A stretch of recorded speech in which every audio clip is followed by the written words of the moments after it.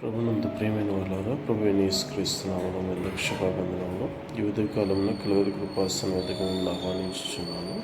మొదటి సమూయేలు గ్రంథం 20వ అధ్యాయంలో దావీదు ఇక్కడ నిలిచడం మంచిది కాదు, ఏదో ఒక దినమున నేను సౌలు చేత నాశనమవుదును అనుకుని ఫిలిస్తీన్ల దేశంలోనికి తప్పించుకుని పోదును అనుకుని తనతో పాటు ఉన్న 600 మందితో కలిసి గాతులో ఉన్న ఆకీష్ రాజు వద్దకు వెళ్ళి అక్కడ కాపురం ఉన్నట్లుగా చూస్తాం. అక్కడికి వెళ్ళినప్పుడు రాజు దృష్టికి అనుకూలమైతే బయట పట్టణంలో ఒక దానిని నాకు ఇప్పించమని అడిగినప్పుడు సిక్లగని గ్రామంలో దావీదునకును అతనితో ఉన్న వారికి అప్పగించినట్లు చూస్తాం.